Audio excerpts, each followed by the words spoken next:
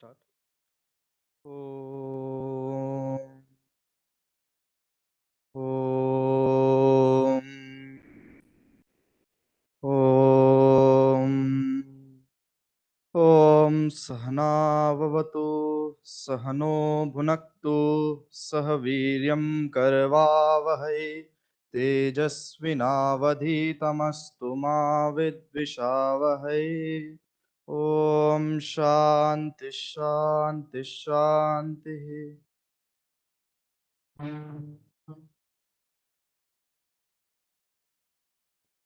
Namaskar, and a very good afternoon to all of you.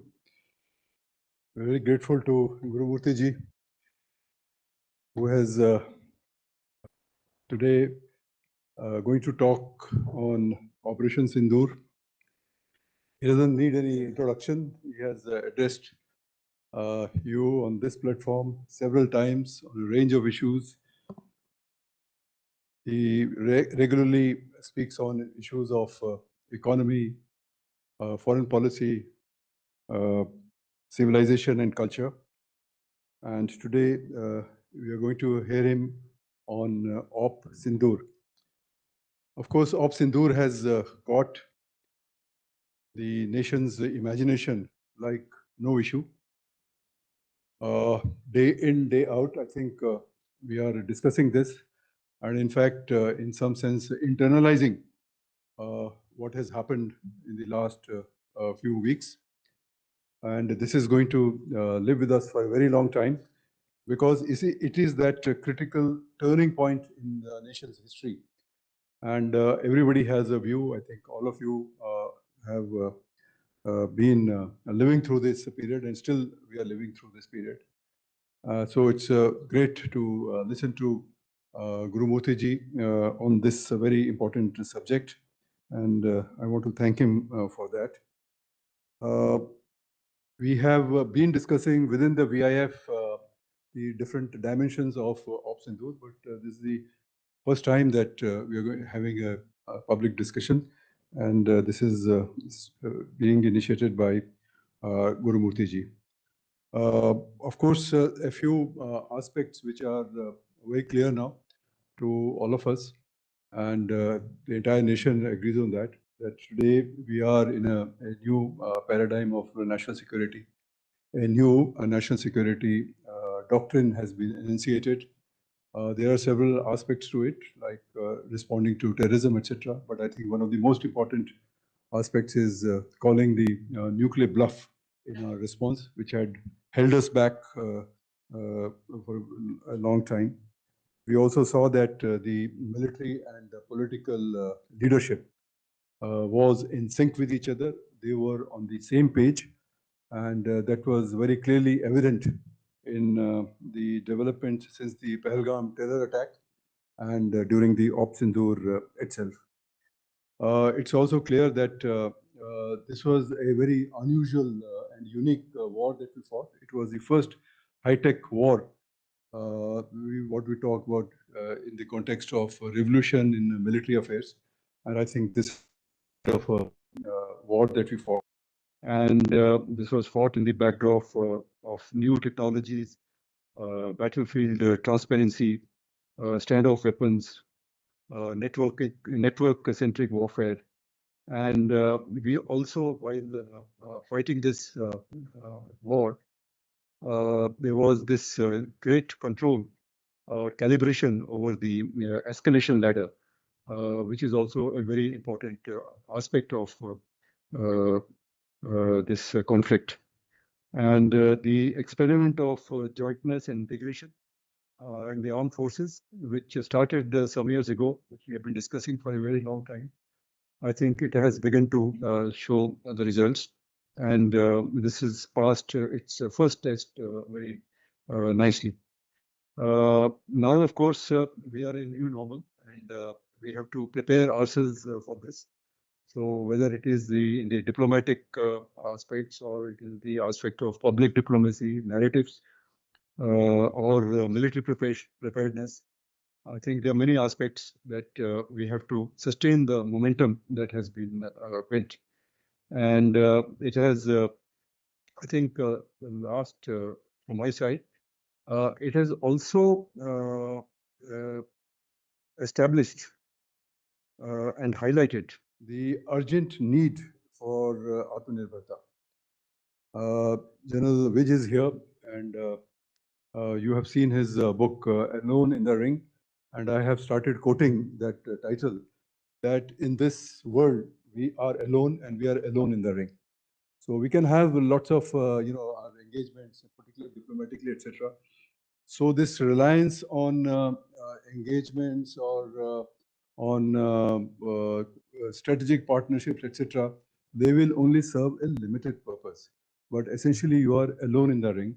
And I think once we realize that, then the Atmanirbharta, and Atmanirbharta not just in the context of defense, but Atmanirbharta overall, that self-reliance, I think Op Sindoor has given a boost to that and highlighted and established and demonstrated the need for that. So I think we are today in a new normal and we have to prepare for this. So I won't take more of your time and I request Gurumurthy ji to kindly take the floor.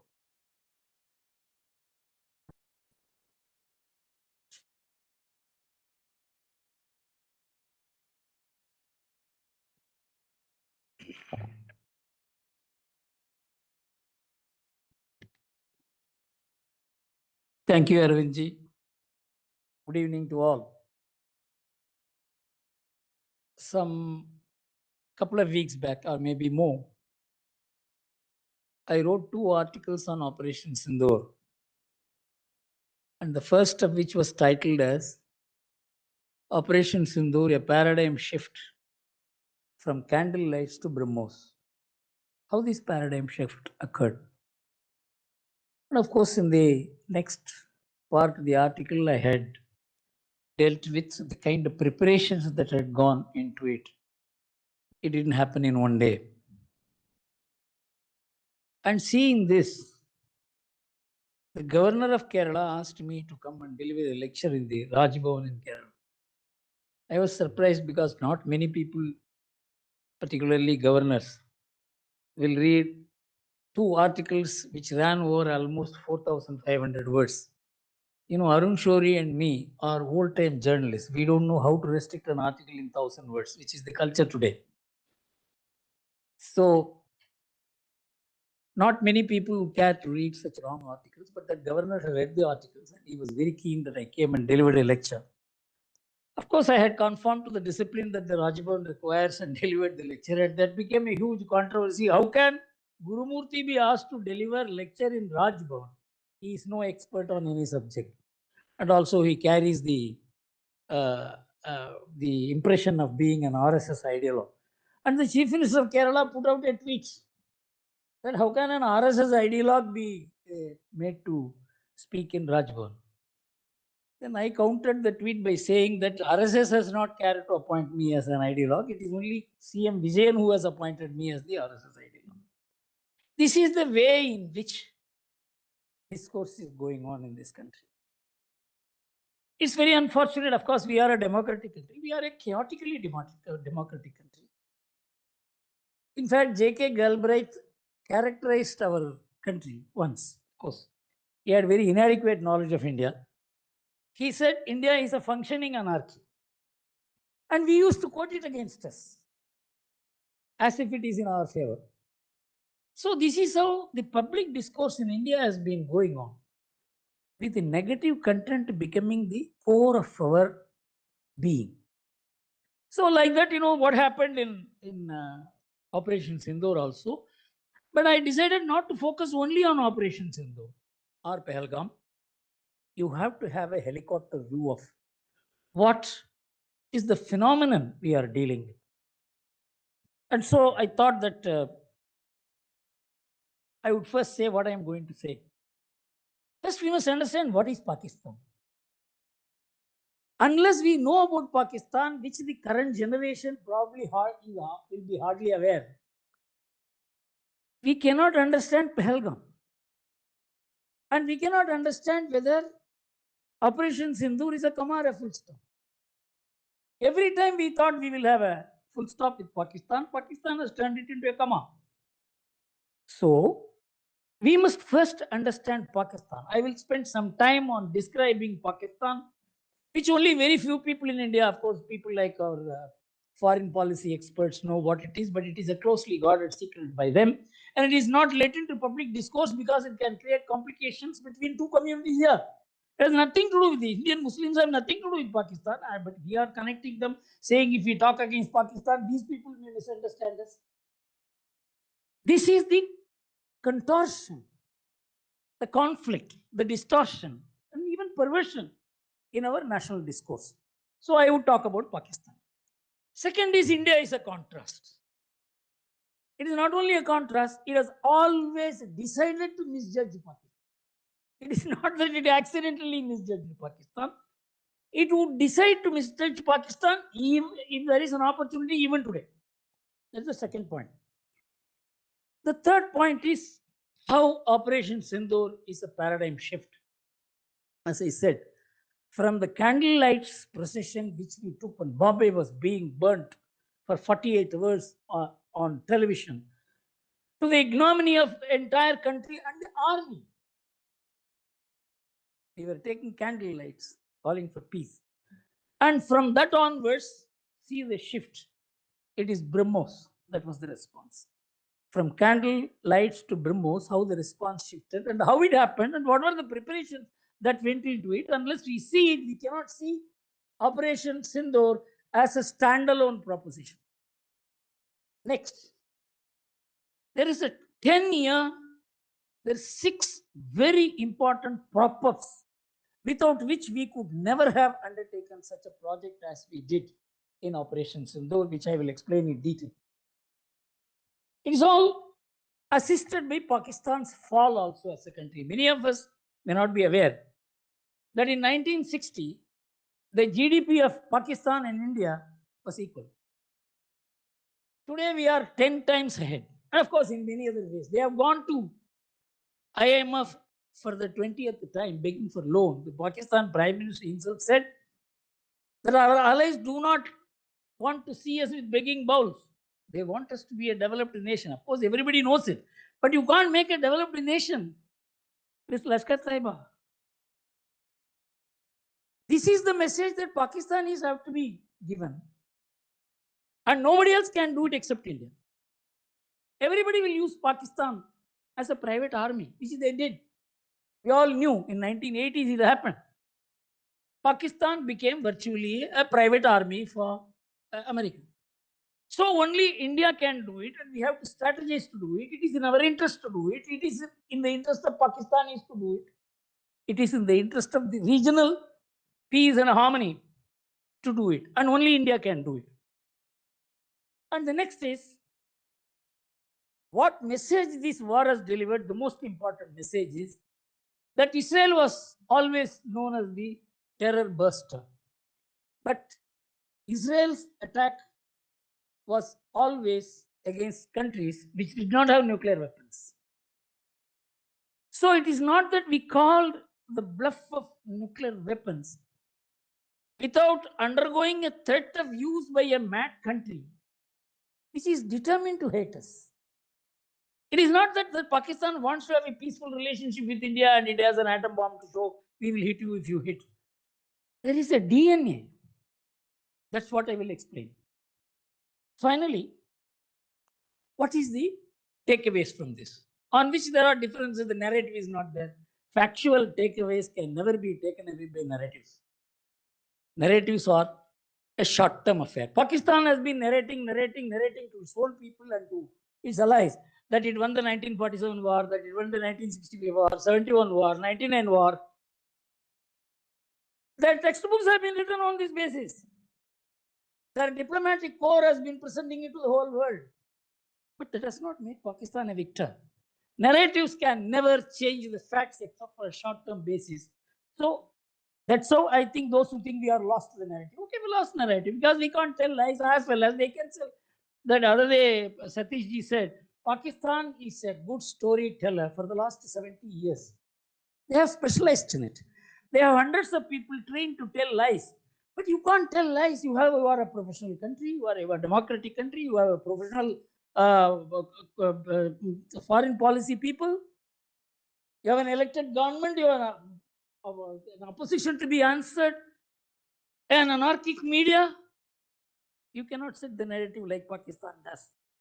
So, I will not go into whether we have lost the narrative or got the narrative. I will only go into facts. Now, Pakistan. What is this country? I was stunned when Satyajiji told me the other day when he was, in fact, I said, when I listened to your lecture, then I knew how ignorant and illiterate I was. Then somebody said, we are now fighting for Pakistan, but how will we get Indus water? Jinnah said, water?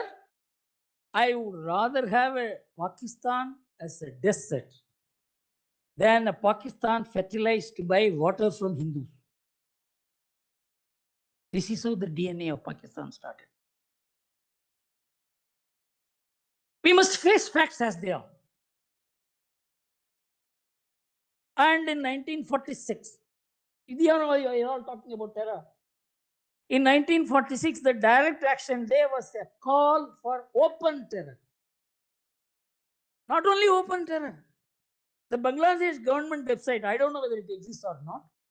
After Mujibur Rahman came to power, the entire Calcutta riots, how it was planned by the British and the Muslim League, was narrated in Bangladesh government website, which said 3 months kerosene and food ration was given to Muslim localities in advance of the direct action call by the British government.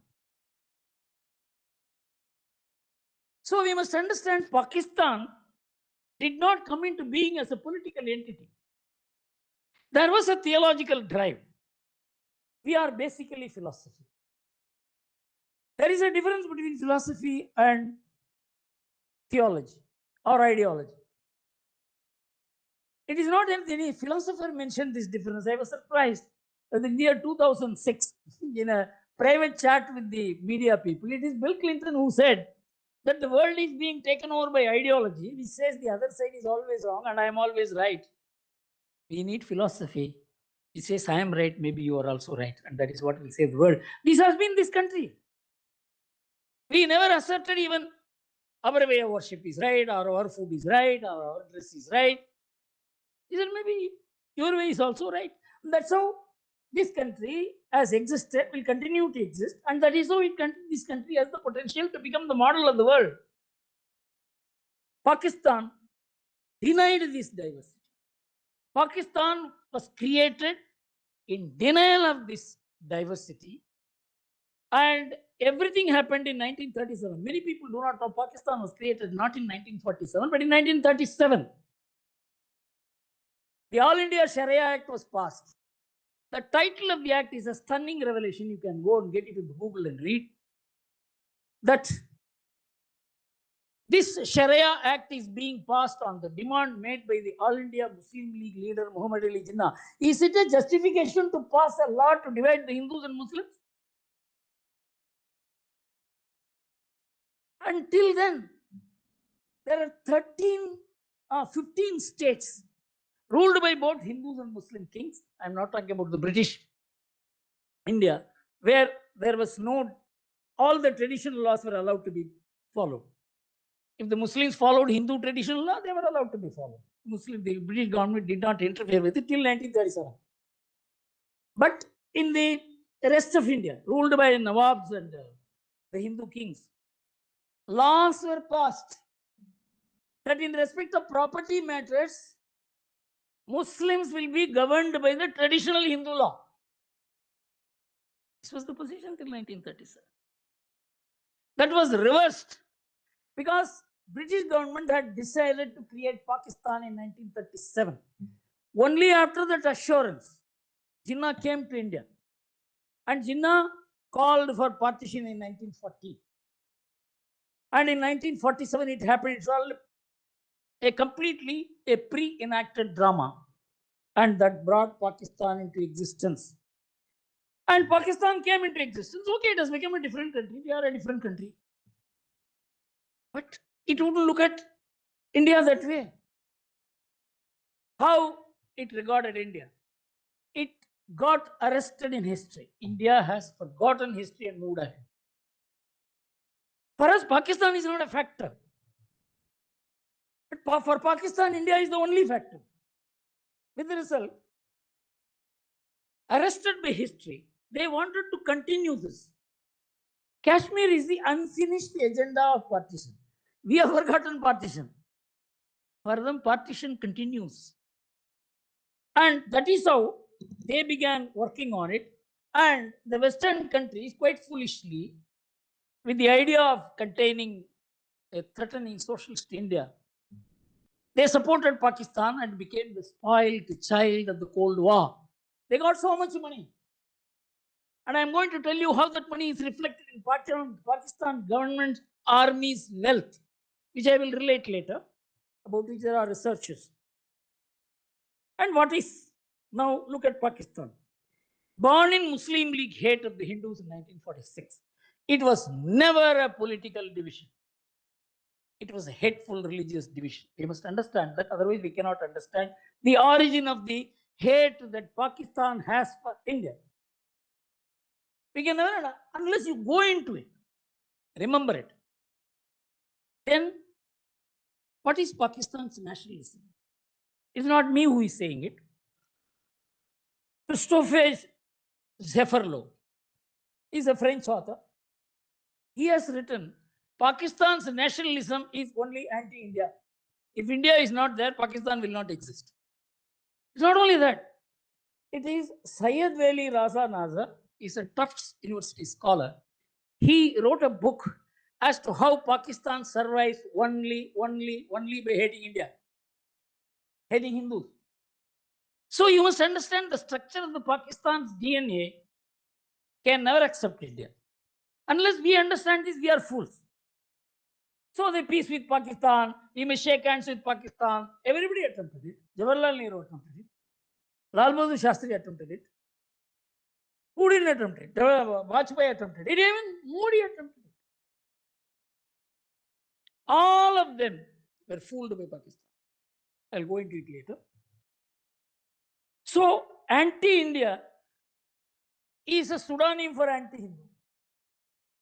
For example, if India were only a country of Muslims, maybe Pakistan will not hate us. There is a religious element in Pakistan's DNA which runs it, we will continue to run it, and we have to counter it. And we are countering it. How we are countering it, we will go into it later, but it is a long-term project.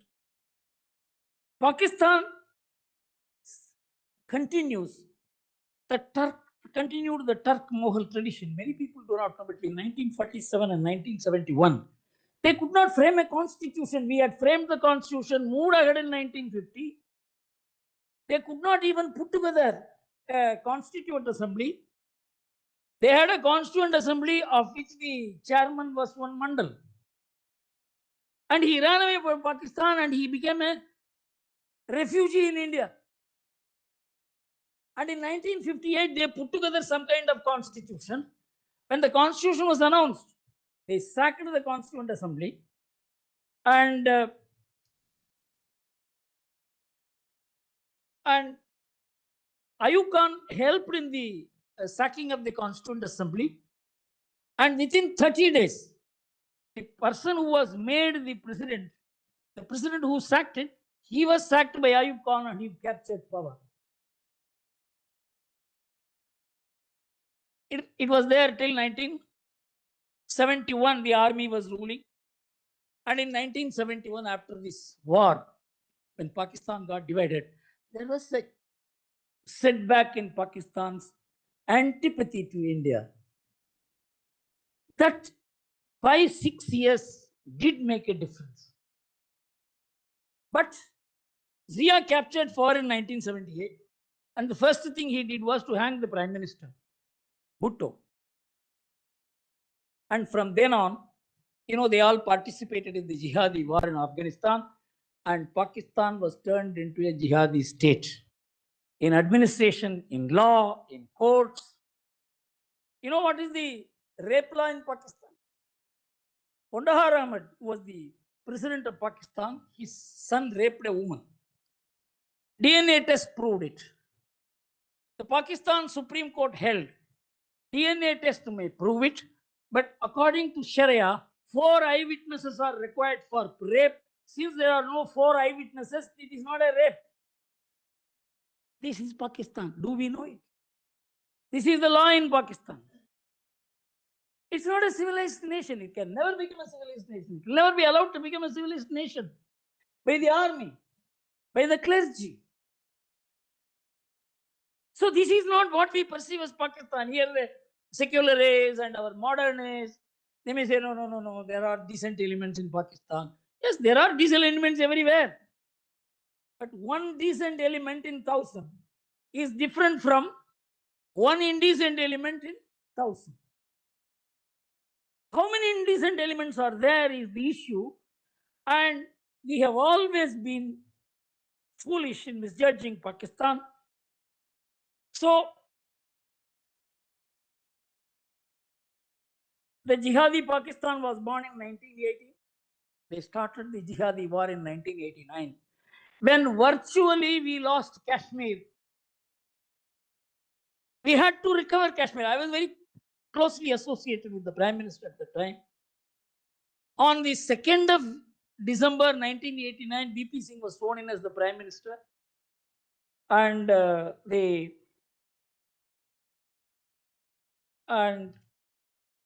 Rubaiyat Syed, who was the daughter of Mufti Muhammad Syed, was kidnapped on the 8th of December. Mufti Muhammad Syed was the Home Minister. Home Minister's daughter was kidnapped. And the government of India was negotiating with the terrorists through the Home Minister. In fact, all of us rushed to the Prime Minister. In those days, cell phones were not available. I could not reach the Prime Minister. I told him, ask the Defense Home Minister to resign and then negotiate with the terrorists, get her released. After 3 days, let him become the Home Minister. No, it didn't happen.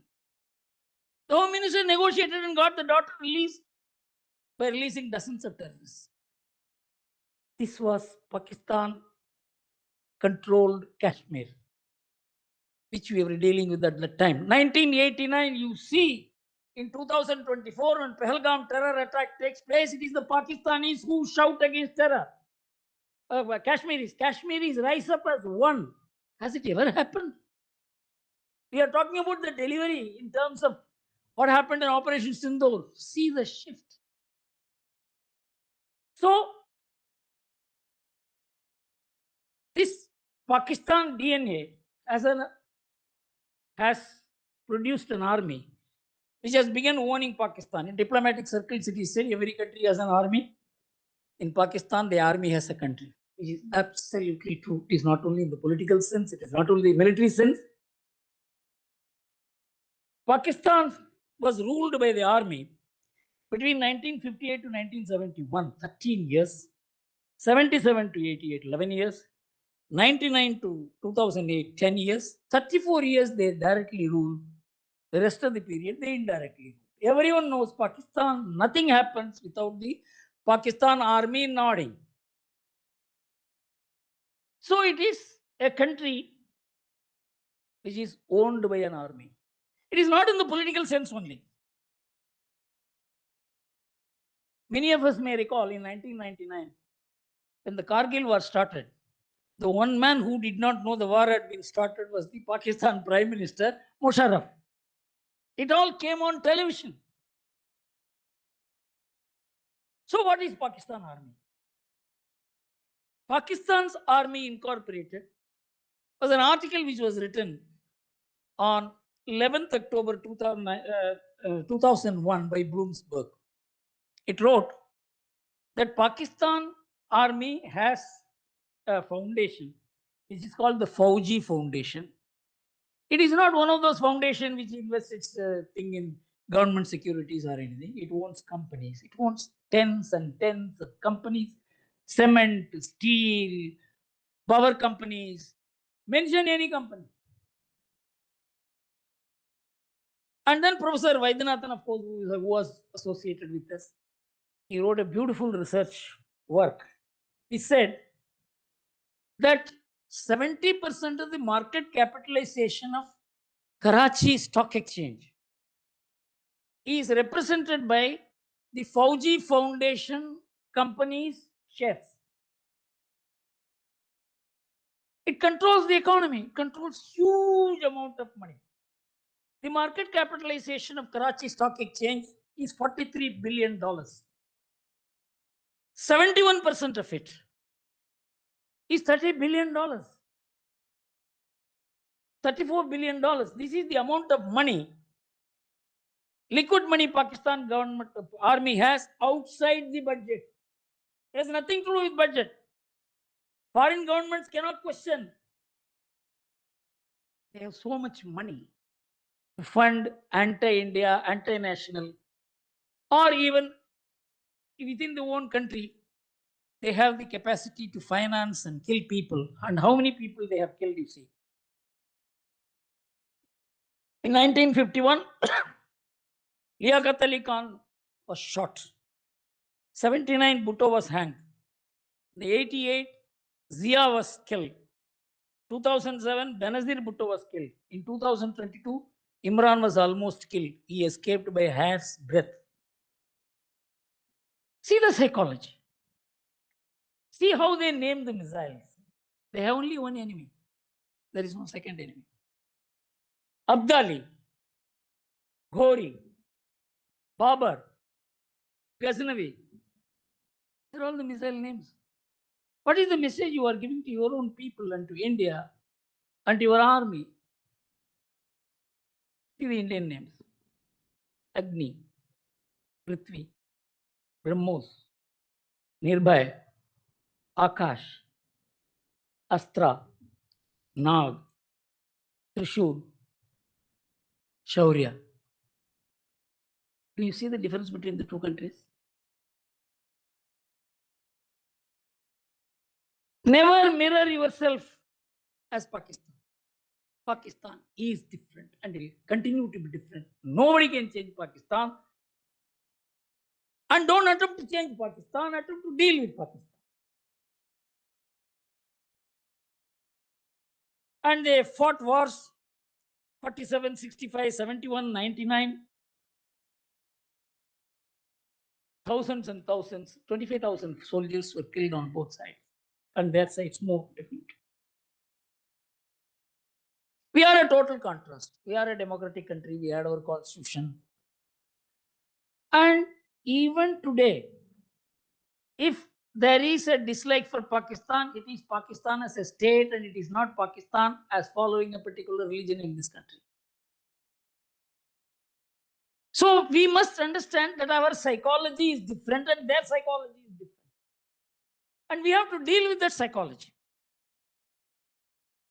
Then, as I said, they are a theology, they are a philosophy. We are a democracy, they are our army-run country. So we repeatedly misjudged them. We are dealing with Pakistan. There is no Pakistan to deal with. There are 10 forces in Pakistan to deal with. Which force you will deal with? In the army, there are factions. In the country, there are factions. In politics, there are factions. There is no one Pakistan to deal with. That is why Pakistan will sign an agreement and go back upon it. A person who is signing the agreement himself cannot implement the agreement. So, unless we understand the chaotic nature of Pakistan, the anarchic nature of Pakistan, you cannot sign an agreement with Pakistan. Now, coming to how we have been handling Pakistan. You all know repeatedly we went for Tashkent and then we went for all kinds of. Then Vajpayee went to Lahore. He went to Lahore in, if I remember right, February to the 1999. And in April 1999, Pakistan started the Kargil war. Pakistan means Pakistan's army started the Kargil war. But Vajpayee went and met Nawaz Sharif. You had nothing to do with the war. Which Pakistan are you dealing with? Then take Narendra Modi. Definitely not as soft as Vajpayee. He thought that maybe he should also make an attempt. He went to Pakistan. Suddenly he got down into Pakistan and went and attended the marriage of Nawaz Sharif's daughter, I suppose daughter or granddaughter, I don't know, on December 25th, 2015. December 25th, note the date. On the 2nd January, 7th day, Pathankot attack take place. This is Pakistan. Pakistan will say we have nothing to do with it. There are people who are dissatisfied with you, they are doing it. This has been their technique. So America has a very convenient way of explaining it. They found out in 2008 the word non-state actor. The non-state actor acting within the state against whom the state cannot act is also a party to the terror.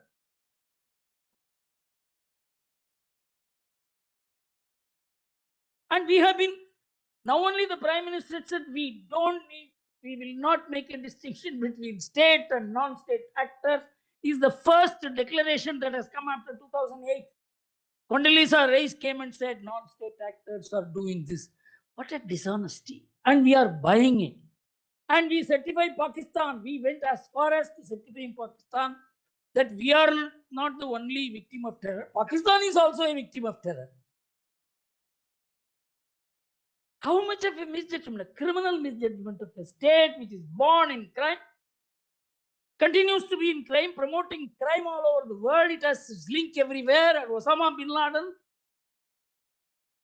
was housed in Pakistan because Afghanistan refused to do it. Osama bin Laden was why Afghanistan is upset with Pakistan. They made Osama bin Laden operate from Afghanistan. And Afghanistan said, we are not going to hide him. You take care of him.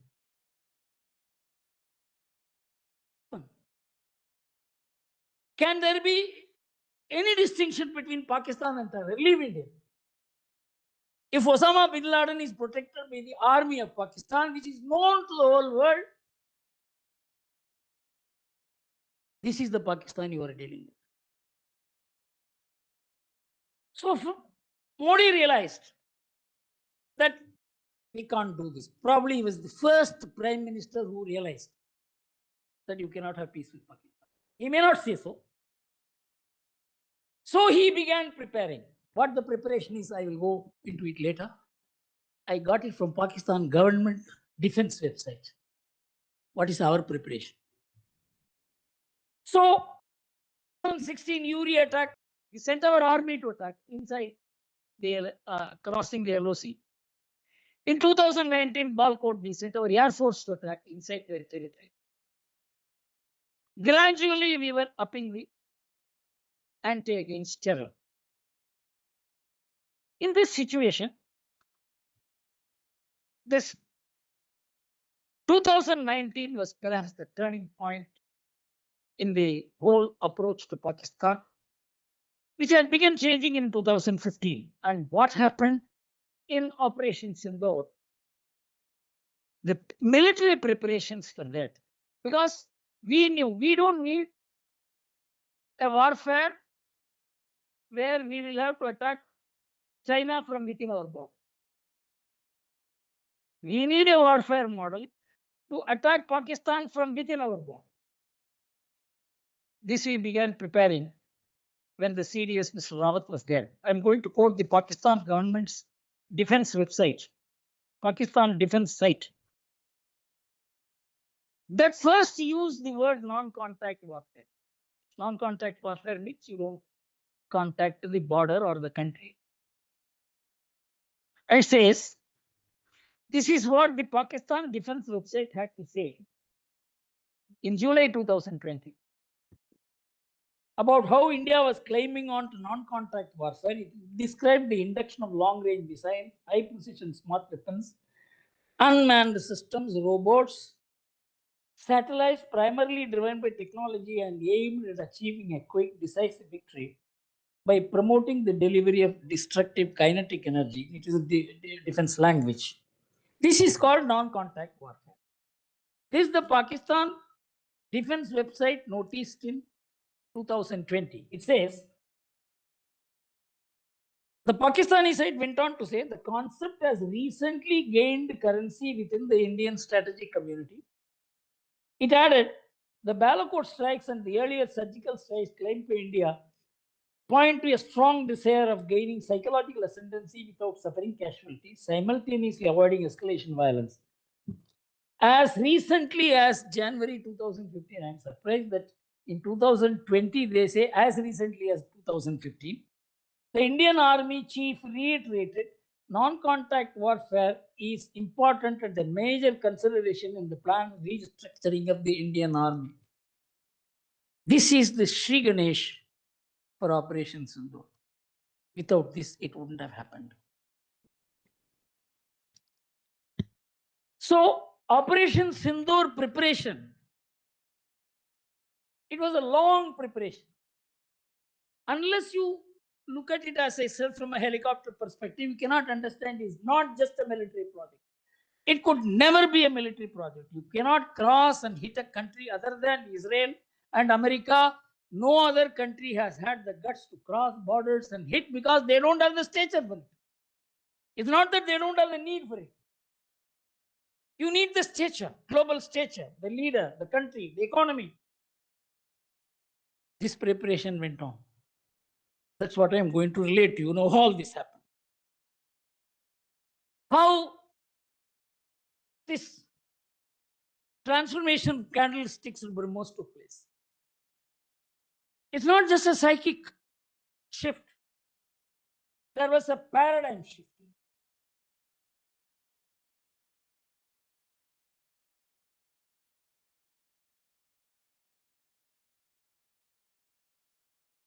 Sorry.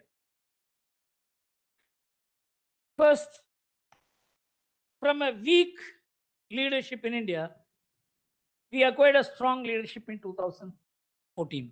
From 1989 to 2014, we had rickety coalitions and we had no majority party ruling the country. And we had prime ministers who were there for 4 months, 11 months, 12 months.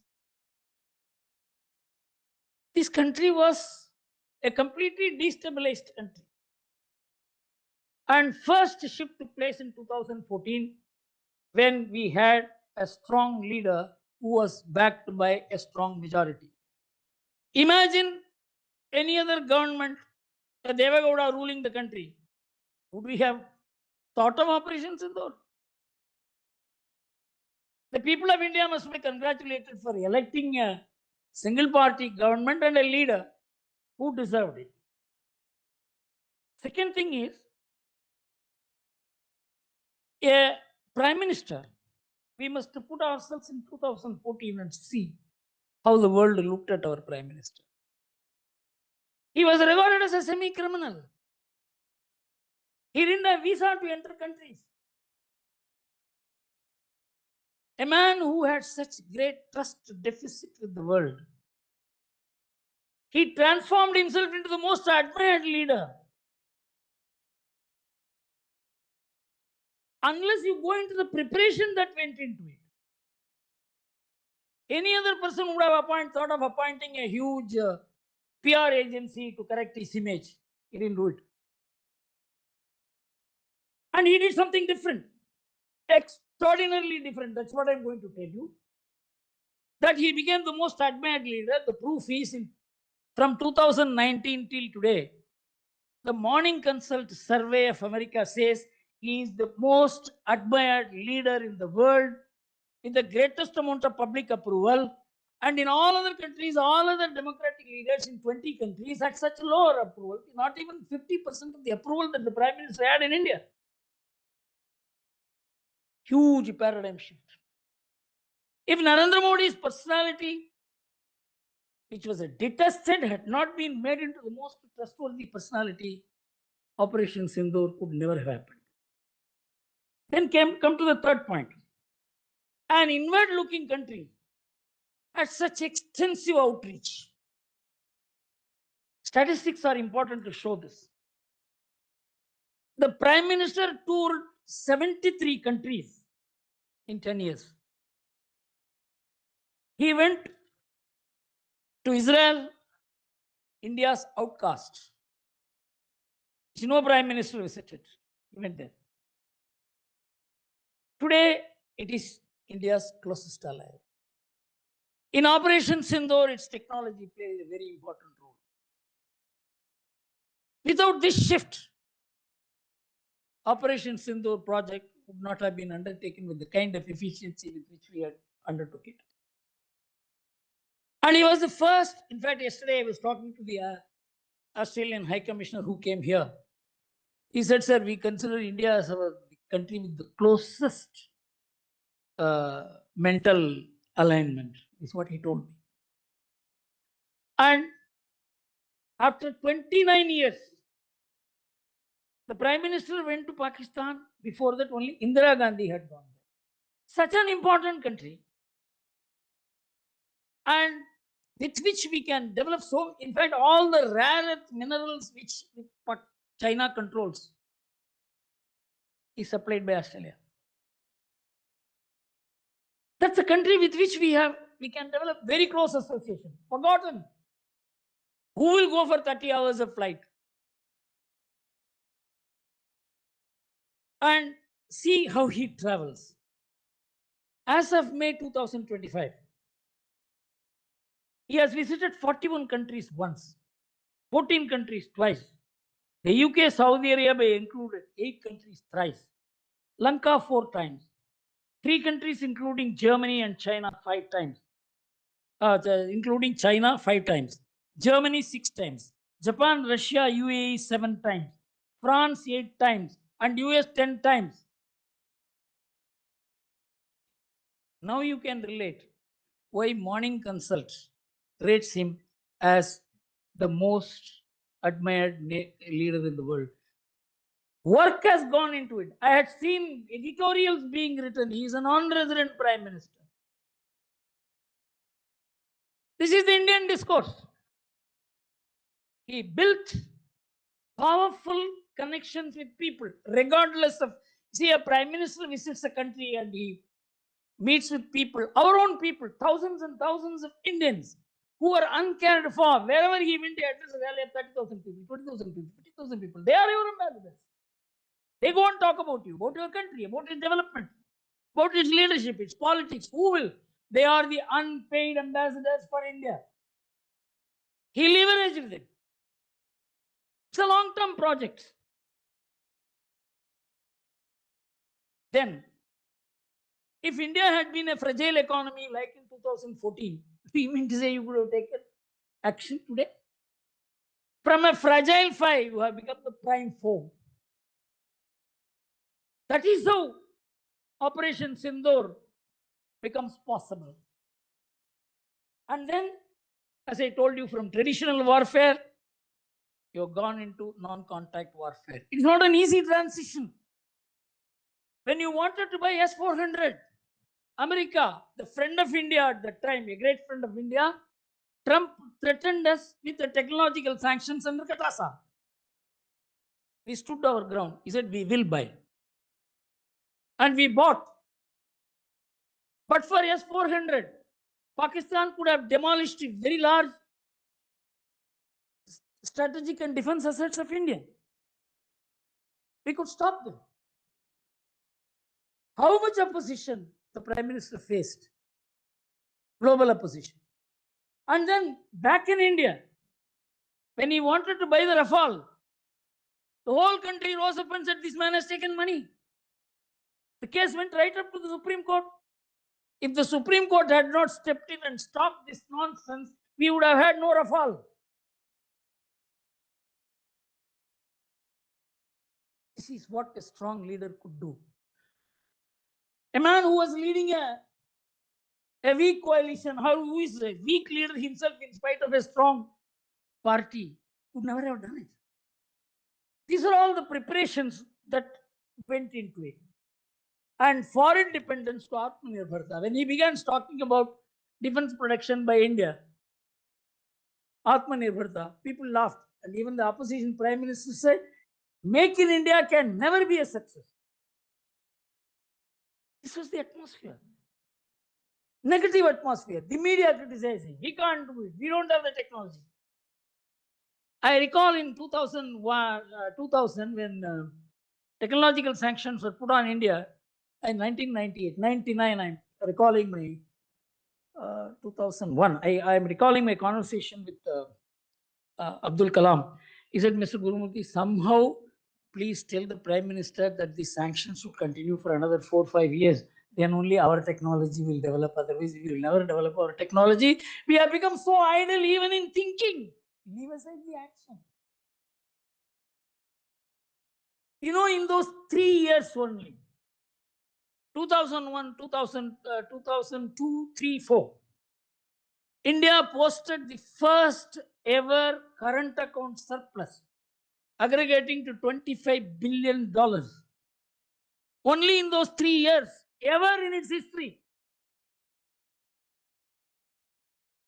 That's why when Chidambaram became the finance minister, unusually he paid a compliment to the previous government for having left a strong external sector. Do we relate that our country has the capacity to perform and perform well? And world appreciated it because this performance was without undue foreign investment.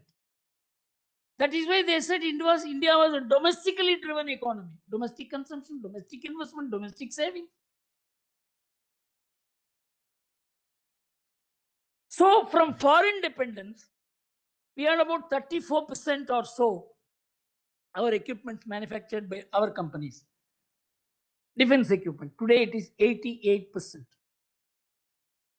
Of course, there are many critical parts which we still, but we make it. We can get it. And we have the capacity to get it, diplomatic leverage to get it, money to get it, influence to get it. But we produce 88% of our equipments manufactured in India. So these are the factors which makes India. Today, if America says, I will hyphenate you with Pakistan, do it. We can say so. 20 years before, we couldn't say so. No, America has changed. We have also changed. When the G7 countries, when the NATO countries and European Union, they were up against us. We ensured that 2 countries stopped their hostility against us. We built such powerful association with them. Italy and France. We also know how to play global politics today. We know how to divide them. We have our own power. We have our intelligence, our competence. Our people are in high positions in different parts of the world. We are no foolish country today. So we can take on. So, no. America has done this. America, let them do it. We are a confident country today. All these we should, because the negative things flowing in India are so much. I wanted to say there are, look at positive things also in this country. So I don't want to go into how Operation Sindoor was achieved. Many people would have told you. All that I want to say is that India's rise was inversely matched by Pakistan's fall. Pakistan falling and falling and falling. It may do any narrative. It will never be acceptable to the world. Because except those countries which have decided to dislike India, no country can accept Pakistan. It is very clear. That is why the Pakistan Prime Minister himself said that we are carrying begging bowls. That is the narrative of Pakistan. We are not picking up that narrative. That Pakistan shot down these aircraft. The aircraft are lost. But we made them beg, go to America and beg for peace is something that Pakistan, America, whether it came to their rescue or not, is a different thing. That they went to America and asking for peace was accepted by Najam Sethi himself, Pakistan's one of the most celebrated journalists. He said, yes, we only went to America for peace. Why should you go to America for peace if you are winning the war? But our media, our leaders, our opposition has a very different view. For them, everything is votes and politics. And in the process, they are confusing the people, but we should not be contributing to the confusion that prevails in this country. And as I already said, what are the takeaways? The biggest takeaway is we have robbed the place of Israel as the terror buster by proving that we can challenge nuclear threat, which Israel had not to do. Now, finally, what are the takeaways? We said and avenged Pahalgam terror. Pahalgam terror, it is not that the terrorists decided to ask the religion of the people and shoot because it was their idea. No, it was the agenda. They were instructed to do it. They wanted to set this country on fire. But this country has digested far too many big things. And there was no, they shot the Hindu. We are Muslims, we are killing you. But no Hindu reacted against anybody here because they knew it is being done by Pakistan and not by Muslims. We avenged that attack. I will tell you about two families from Kerala who went to Pahalgam. One on the earlier day, one on that day, and that family lost that lady lost her husband. But the family which went on the earlier day, they revealed their experience to me. So when they were, one fellow came and they also took the photograph of the person and gave it to the NIA. It was on the 21st. The man came and asked, what religion do you belong? They were surprised because in our country, nobody asks anybody like that. So when they were engaging them in a conversation, the young boy, he went from behind and shot the photograph of that person who asked this question. They didn't know what happened. Afterwards, they came out. And the next day when the attack took place, they immediately called the NIA and said, this is what happened and this is the photograph of that person. And the first person was identified, the first killer, by that family, which was asked this question. So, we avenged that attack. We avenged those crooks and the promoters. We said we will chase them and kill them. A very new India. And we went into Pakistan, 250 kilometers. And Pakistan's Prime Minister came to know about it after the attack was over, after we told them we have attacked you.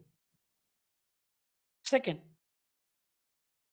Pakistan's war was a reaction. Obviously, they had to react. They reacted. And when peace came, of course, we gave them, and they had to rush for peace. Then the thing was, after we accepted the ceasefire, Pakistan's army kept shooting us, shooting drones and missiles. Your army, people will not obey the army leader.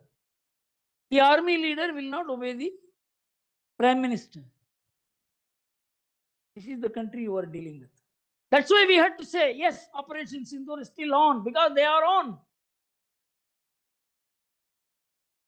And India's policy on terror stands declared once and for all to Pakistan, to the whole world. And no one has objected to that. No, don't take this stand. No, how can a land of Buddha and Gandhi should do it? As Bill Clinton said in 1998 when we exploded the atom bomb. Bill Clinton said, oh, a land of Gandhi and Nehru, Gandhi and Buddha has done it. And we were always a land of Buddha and Gandhi. Did you respect us? Only when we lifted the atom bomb in our hand, he came to negotiate with us. The world respects power. The Prime Minister made it very clear. Terror and talk, trade and terror can never go together. And we have added one more. That blood and water cannot flow together.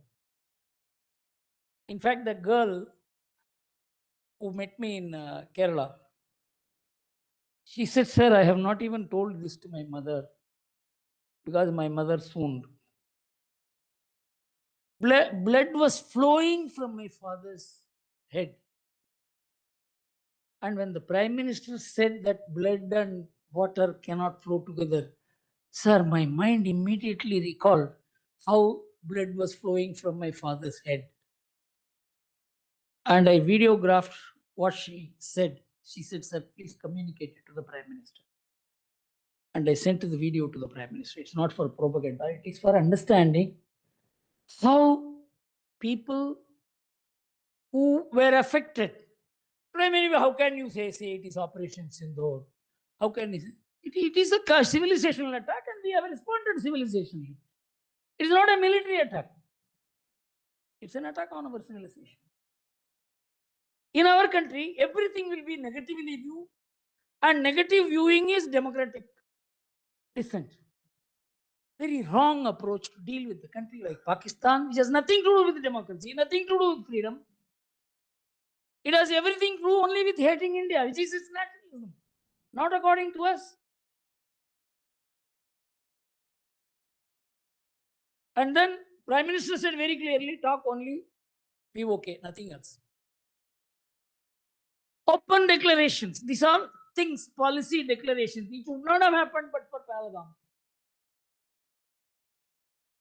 And then, as I said, this nuclear blackmail is once and for all called, and America cannot interfere hereafter because Pakistan will throw atom bomb on you. Many of us may not be aware. When Dovalji was the director of the Vivekananda International Foundation during the UPA regime, a project was given to the VIF. I can say this because now it is. Maybe Mr. Ambassador Shukla is aware of it. If Pakistan attacked India, because we have given no first use offer, what will be the collateral damage to India before India responds? Of course, we produced a report and gave. What George Fernandez said in 2001, that if you throw one atom bomb, you will not be able to throw the second one, is what our report proved. That will be the stand that India should be taking, that you cannot be afraid of dealing with Pakistan. Pakistan is a frightened country, actually. Our policy should be based on facts.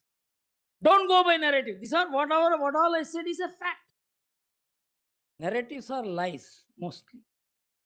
And we need not have to be bothered about narratives. We should correct the narratives through the facts. So my feeling is the Vivekananda International Foundation is a nationalistic think tank. It will not tell lies, but it will not buckle under lies. Thank you very much.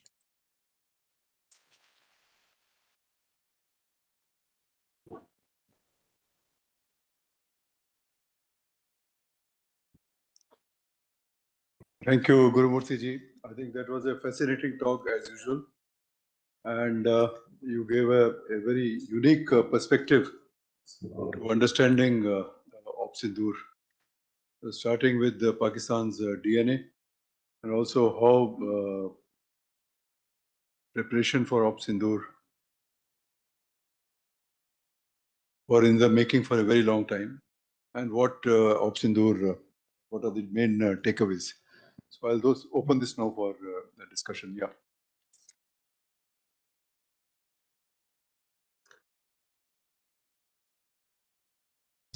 Thank you, sir. It was a very wonderful speech and very wonderful information. We talked a lot about Pakistan, but all along, right from 1947 or even before that, Pakistan is mostly behaved as a puppet. Earlier, it was from UK, US, and China, and even in this Operation Sindoor, it is a lot of evidence is there that whatever assets are demonstrated or demolished were from many of these. So, is it that we are targeting a puppet, but the real entities are still there? That Pakistan is a puppet is being accepted by Pakistan itself. It doesn't require any proof. If a country doesn't have a philosophy of existence in itself, it is there only to hate another country. Every other country will use that country against us. Pakistan is virtually a colony of China today. Everyone knows. So, but that doesn't mean you have to attack China. You have to attack only Pakistan. China will be interested in securing its economic interest with India. It's getting $120 billion in terms of annual current account surplus. So they will use Pakistan. But are you able to understand Pakistan is more important than who is behind Pakistan?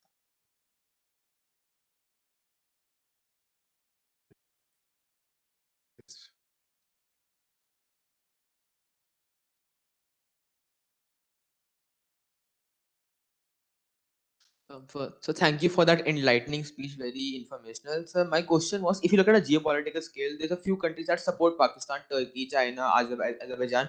Turkey is a member of NATO, and so is the US, which is currently very aligned with India. So if the war increases, it turns into a full-blown war, a direct contact war with the infantry fighting. So would NATO, which side would NATO and the EU be on? Because one of the major members, Turkey, is with Pakistan, but the founding member US is with India. So could it create a neutral stance or a conflicting stance within NATO? You see, no country is going to fight war for another country hereafter. NATO has refused to fight a war even for European Union. So don't worry about it. Nobody wants to die for another country today.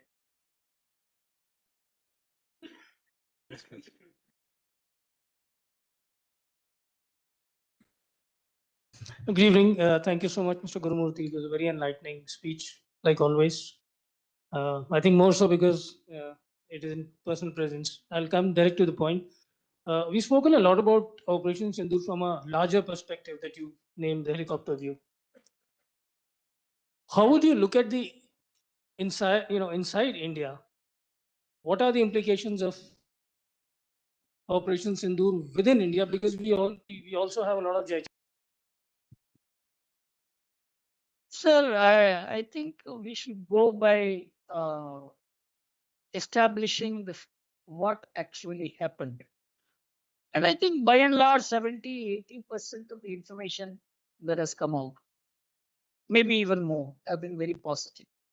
But it is not jingoistic. A very important thing is in this entire debate, there is no jingoism. Of course, there is politics is polarized in this country, and there is bound to be counter opinion. But the counter opinion has been made use of by Pakistan to build this narrative. That is unfortunate. At least we could have waited that the polarized polity does not speak out like how it did. Maybe for another 10, 15 days or whatever. But they found that things were going so much in favor of the operation. We have to say something which will help the enemy's narrative against us. It's unfortunate, but we have always faced it. We will continue to face it. And in 1962 war, CPM actually welcomed China by a resolution. We are much better off today. Yes, sir.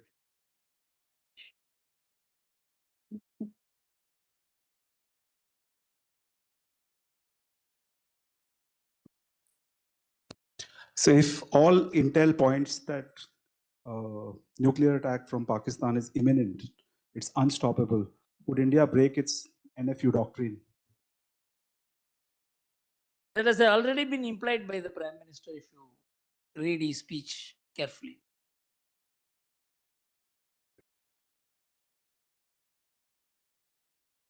Good evening, sir. So, Sindur has set some unprecedented red lines for India. Do we require to increase our defense budget accordingly? And would you be advising the Prime Minister regarding the same? Sir, the Prime Minister has enough advisors with much greater competence and knowledge on this subject. I can express my desire, but I cannot advise him on this.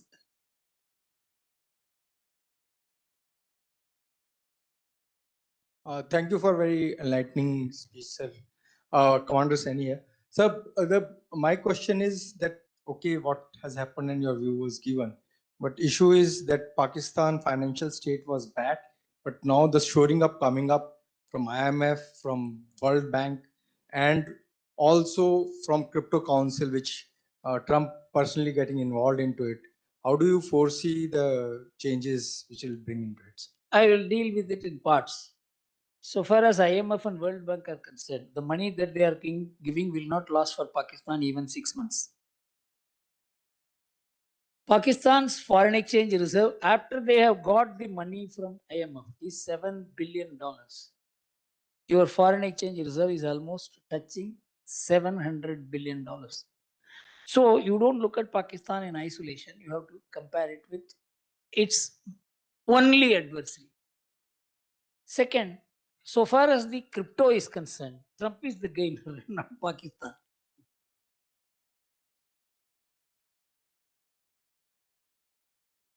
Yeah, there.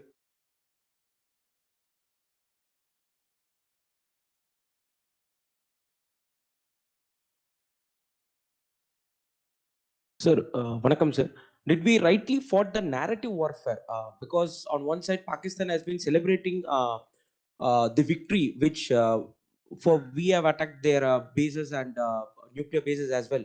But in our side, we are still calculating the planes which have been lost, and still questions have been raised to the CDS as well. So, did we fought the narrative warfare correctly, sir? We didn't fight the narrative warfare even in 1971, nor in 1965, 1999. See, Pakistan, as Satish Chandraji used to say, is a great storyteller. So it has specialized in it, and it will go on for some time. In which they have written textbooks that in all wars they have won against India.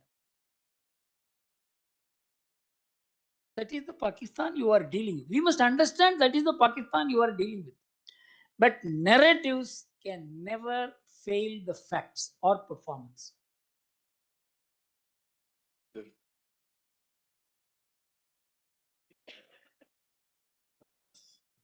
Yes, sir. This regarding Indus Water Treaty, how will it play in the future? Because I foresee it as a very powerful weapon if we play it very well. And Prime Minister has already told that हमारे हिस्से का पानी वहाँ नहीं जाएगा. So that is one. But then that can be a long calibrated leverage what we can do, more powerful than the nuclear thing or these current attacks, etc. What do you feel? Of course, it's an issue in which I'm not an expert, but whatever I heard on the basis which I am answering you, Pakistan never thought India would do it. It's a huge shock for Pakistan. So for Pakistan to come to terms with the fact that Indus water has been suspended, that they have lost their right as lower riparians over the Indus water.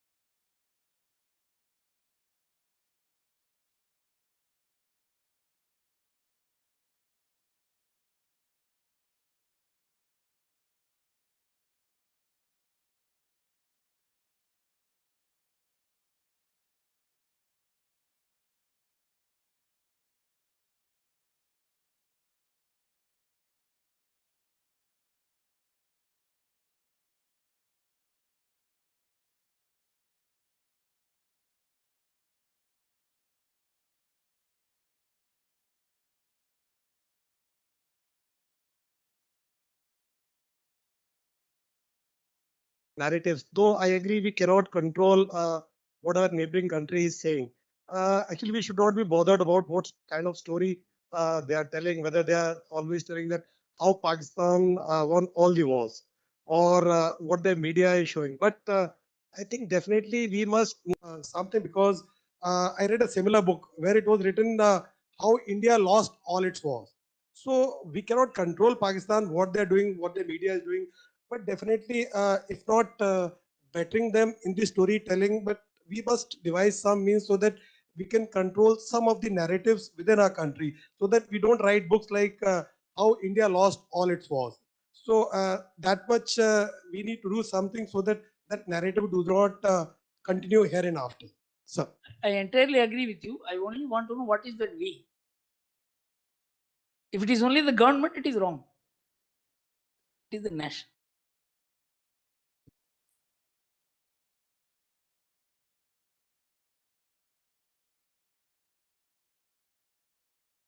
Sir, wanted to ask you about Baluch. I feel for them. I think Pakistan would butcher them, whatever I know about Pakistan. So anything, India can do or make that an opportunity in Pakistan. See, it cannot happen in isolation. So long as India keeps up pressure on the east of Pakistan, its capacity to deal with Baluch will go down. In the same way, Pakistan doesn't have a great love lost for Afghanistan and vice versa. Pakistan is in much, much bigger trouble, and its narratives are not going to save Pakistan. And we are not going to do candle lighting hereafter. We are not going to say Pakistan is the victim of Baluch terror. We will say maybe Baluch is being victimized by Pakistan. Our policies will change, our narratives will change, our support may be there. We should not, and I hope we will not, leave Pakistan in peace. If Pakistan is in peace, you cannot be in peace. You must clearly, this is as plain as anything.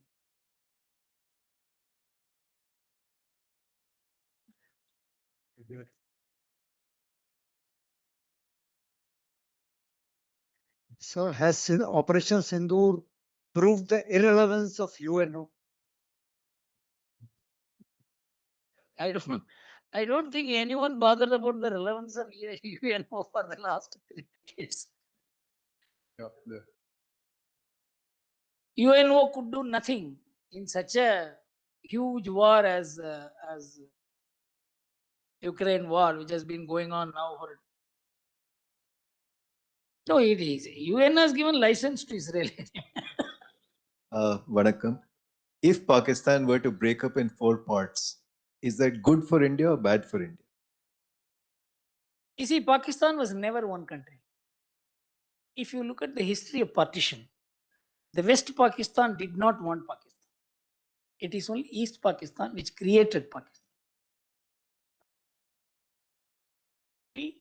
East Pakistan together, UP provided the leadership, and East Pakistan and Bihar provided the cadre, and that is how it was created.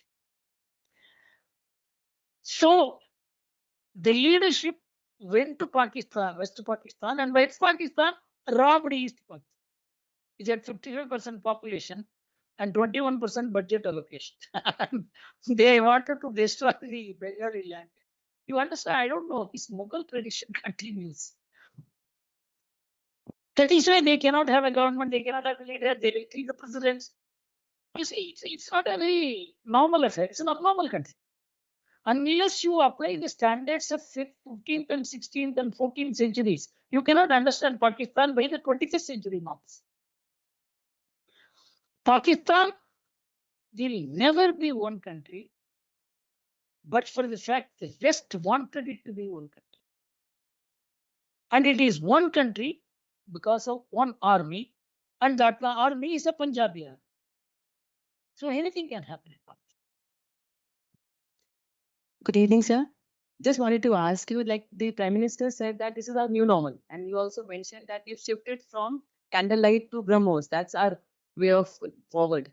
I just want to ask that with this kind of new normal, what do you think Pakistan, what do you expect Pakistan Change its policies, thought process, or you think that it's going to continue? And maybe if at all change, what kind of change do we expect?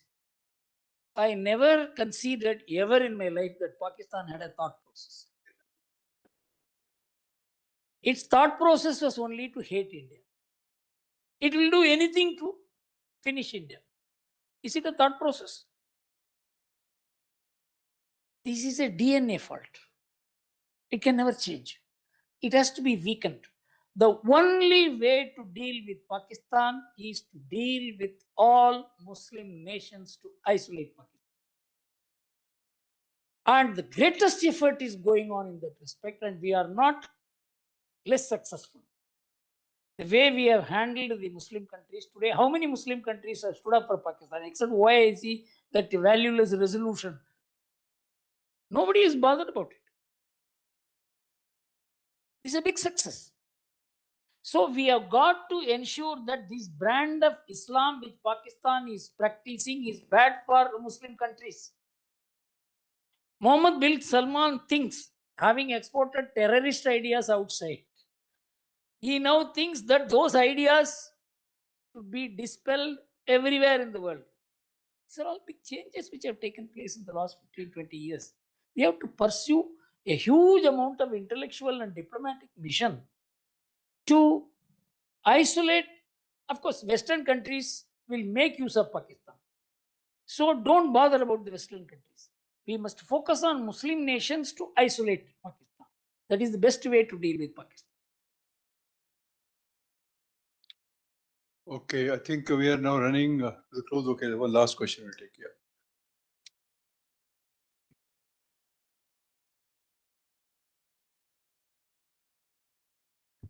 Thank you, sir. So President Trump claimed that he did the ceasefire between both the countries, though we gave them the reply that no, it's not. But still, I see that a lot of people from the US say that it's because of him that things cooled down. Wherein our Prime Minister said, "Agar goli ka jawab gola se denge." You know, so I mean, I want you to throw some light whether it has been clearly told to them that it was not because of you people that the ceasefire happened. I tell you, facts proved are this. This is not denied by anybody. That Pakistan went to America. This has been accepted by Pakistanis themselves. They went to ask America for peace. America spoke to us. We said, why are you talking? Let them talk. Afterwards, Pakistan spoke to us is also true. If for asking Pakistan to speak to us, Trump wants to claim credit, let him claim credit. If a leader of a leading nation has to say 20 times, I brought about peace, then that is not worth replying. I saw one hand here, I think, is the last. Somebody raise your hand? Okay, no one. So I think we'll break this. Okay, last. We should go this. This latest attack by Ukraine using drones with inside moles in Russia to foresee North scenario where we have moles probably in every corner. No, sir, what I am told is, it's not a subject of my expertise, but I have heard experts saying this to me, that all the countries keep their weaponaries open to the views of other countries. That is one way of not escalating the war. So whatever equipments or missiles or whatever other countries have, that is also known to Russia. So Russia has also said these are not the places where we have kept our arms. This is a change in between countries to ensure that. But 1.5 years, obviously the American deep state and things like that have planned this operation, breaking this rule. What Russia will do, we will have to wait and see. Because it's an unwritten rule that everybody's arms will be displayed to the view of other countries. But that will not be attacked. Once you know, if you attack it, then others will also attack. If you surreptitiously attack it, it means the same thing. What Russia will do, we don't know. Okay, so thank you very much, Gurumurthy ji. Two takeaways that I take.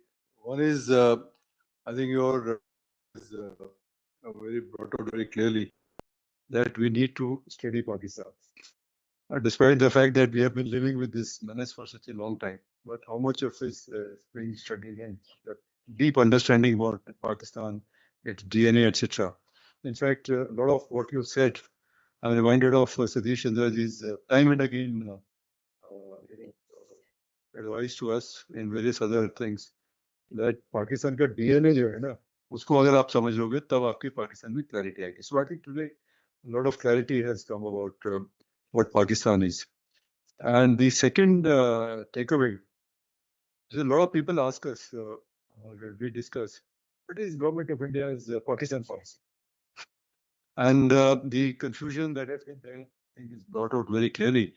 But 5-6 points that you mentioned, which is actually flowing from Sindur and their conclusions, this should be government of India's Pakistan policy. So if you have somebody, many youngsters who will write essays, etc., would say, what is Pakistan's policy? I think there is a lot of material in this talk and a lot of material for the government of India. The government of India should also be listening to this so that their own cobwebs are also clear as to what should be India's Pakistan policy. Of course, there are many other things, but we will not restart the thing. So many hands coming up for the second time. If you have the time, maybe at the tea time, you might like to answer them. But we'll end this wonderful and fascinating session here. And once again, big thanks for